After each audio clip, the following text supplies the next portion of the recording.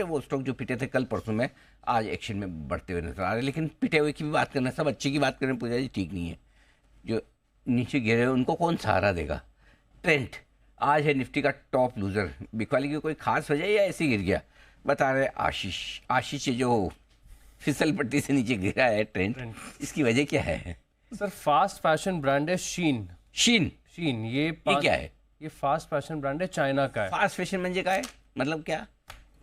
मतलब ये कपड़े, बहुत सारे कपड़े बहुत तेजी से प्रोड्यूस करते हैं ये लोग, बनाते मैन्युफैक्चरिंग काफी तेजी से। तो हम भी बहुत वो और मतलब सस्ते और फास्ट जल्दी। 200 रुपए में कपड़े हैं ये फास्ट और स्टाइलिश, मतलब काफी ट्रेंडी होते हैं।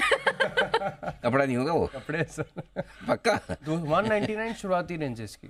अच्छा, बल्क में प्रोड्यूस करते हैं और ट्रेंडी है होते हैं इनके। तो ये बेसिकली यही है कि सस्ते में आपको बहुत सारी वैरायटी देते हैं, यूज एंड थ्रो चाइना के माल की तरह।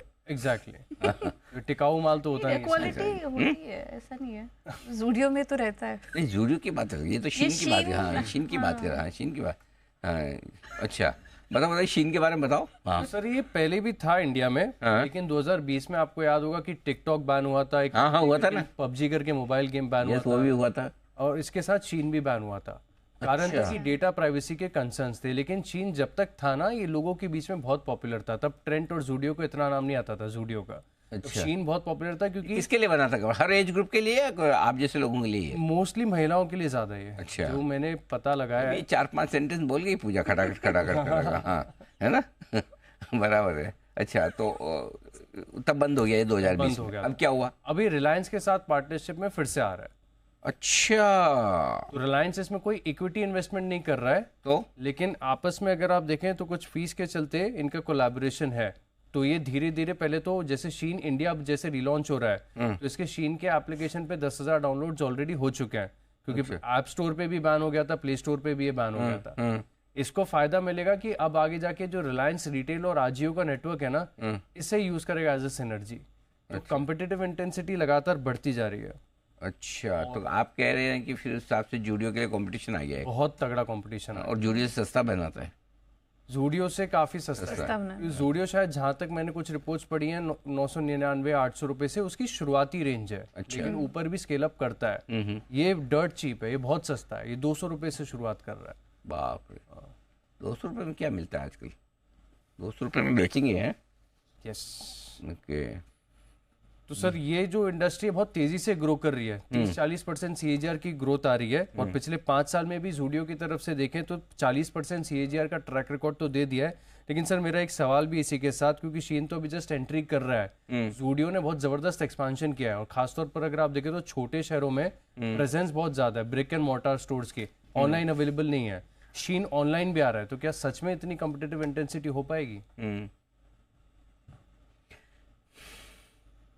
मतलब जूडियो की ग्रोथ मतलब उस स्पीड से ना हो, ये डर है, या ग्रोथ ही ना हो, डर है कम स्पीड से हो जाए कम। एक बार, अच्छा, ये जूडियो और शीन के मामले में कोई विशेष टिप्पणी हमारे से किसी मेहमान की है तो जरा बताएं, क्योंकि बड़ा इंटरेस्टिंग डिस्कशन यहाँ पे हो रहा है। जी कुणाल जी। अनिल जी देखिए, एक तो शीन आया है चीन से, दूसरी बात अनिल जी ये जो फास्ट फूड है ना अनिल जी, बिल्कुल उसी तर्ज पे ये फास्ट फैशन है।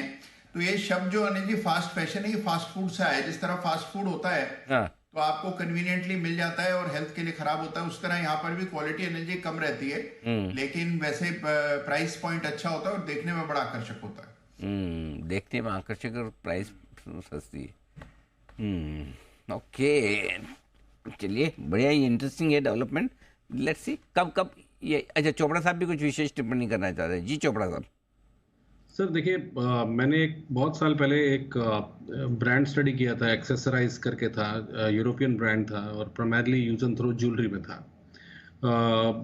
मगर ये लोग एयरपोर्ट्स पे बेचते थे तो इनका प्राइस पॉइंट थोड़ा सा हायर साइड पे था। बहुत ज़्यादा ये लोग अपना रिटेल में फैलावा नहीं कर पाए। मगर जहाँ पे अगर हम अंबानी साहब की बात कर रहे हैं तो उनको रिटेल का और रिलायंस रिटेल के स्टोर्स के द्वारा बहुत ज़बरदस्त एक्सेस है। उनके पास दुनिया के काफ़ी सारे बड़े ब्रांड्स हैं। रियल एस्टेट ऑलरेडी है उनके पास, बहुत सारे स्टोर्स हैं, वहाँ पर भी ये एक स्मॉल फॉर्मेट या मे बी मीडियम फॉर्मेट में कर सकते हैं, बेच सकते हैं। तो जो यूज एंड थ्रो वाली जनरेशन है कि 2 बार पहना 3 बार पहना, भले 200 रुपए की चीज़ है एंड इट्स ओवर, उसकी कॉस्ट निकल गई। तो इस तरीके के जो एटीट्यूड है उसको भुनाने की कोशिश, और मुझे लगता है काफ़ी सक्सेसफुल मॉडल रहेगा आने वाले टाइम में, क्योंकि जो नई जनरेशन है उसको फ़र्क नहीं पड़ता 200 500 1000 रुपए खर्चने में, और वो अपने 2-3 कपड़े ले आते हैं और उसको अपना कॉलेज में पहना या पार्टीज में पहना, और उसके बाद वो उसको रिडंडेंट हो जाते हैं, बेकार हो जाते हैं। तो मुझे लगता है वो इस सोच पर कैपिटलाइज कर रहे हैं, जो कंज्यूमरिज्म की सोच आ रही है नई जनरेशन में, क्योंकि जूडियो भी प्राइमरली उसका, अगर आप एज ग्रुप देखें तो 18 से 25-30 तक के एज ग्रुप में ज़्यादा लोग वहाँ जाते हैं। तो इस एज ग्रुप में लोग कोई बहुत लॉन्ग टर्म नहीं सोचते, उनको लगता है मेरे इस वीकेंड पे पार्टी है तो मैं क्या पहनूं, और ये वाला ड्रेस अच्छा लगेगा या ये टी शर्ट अच्छी लगेगी, तो वो लेते हैं, 1-2 बार इस्तेमाल करते हैं और उसका दुख भी नहीं होता, क्योंकि उस पर कोई बहुत ज़्यादा पैसा नहीं लगाया जाता। तो कंज्यूमरिज्म को बढ़ावा देने के लिए एक अच्छा स्ट्रैटेजी है, और मुझे लगता है रिलायंस बहुत रिसर्च करके उतरता है, तो अच्छा करना चाहिए इस ब्रांड को। ये बात तो सही। 200 रुपये का आदमी कोई चीज़ खरीदेगा, 400 रुपये में खरीदेगा, तो कितनी, ये थोड़ी सोचेगा 30-40 बार पहन लूँ, राइट? 1-2 बार के लिए रहता है। 1-2 बार के लिए वह हो गया, काम खत्म। लेकिन ऐसा नहीं होता कि आप में से किसने इस्तेमाल किया है जूडियो का या शीन का? कभी किसी ने किया है? नहीं? या कोई ऐसी मतलब दूसरी और कुछ ब्रांड्स और होती है जो मतलब सस्ती वाली होती है, मतलब इन द सेंस कि अफोर्डेबल काइंड, नॉट सस्ती, अफोर्डेबल काइंड। कई बार लोग एथनिक वियर हो गया ऐसा जो पहन के गए शादी में, या कोई बार इस तरह की ब्रांड है जो कोई आप फंक्शन में पहन के गए जो सस्ते हो। कभी ऐसा हुआ कि आप जो पहन के गए सेम कोई और भी पहन के आ गया ऐसी प्रोग्राम? क्योंकि इनमें तो ये रिस्क भी तो है ना कि सेम टू सेम कोई दूसरा पहन के आ गया। सर सपोज कोई थीम वाली पार्टी है, आप जूडियो में गए, आपने कोई उठाई वहाँ से कोई कपड़ा उठाया, बोले ये थीम में फिट हो रहा है, वैसे कोई पहन के दूसरा आ जाए तो ऐसा किसी के साथ हुआ ऐसा?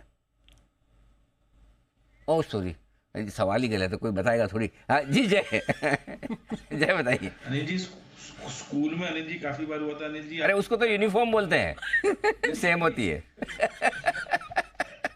वो नहीं अनिल जी, वो कभी कोई एप्पल बन गया, कोई ऑरेंज बन गया, तो अनिल जी वो फैंसी ड्रेस कंपटीशन में अनिल जी काफी बार ऐसा होता था ना हमारे स्टेशन के आसपास, पॉपिंस वगैरह। एप्पल ऑरेंज कौन बनाता भाई साहब? एस्ट्रोनॉट बनते थे हम, तो डॉक्टर बनते थे।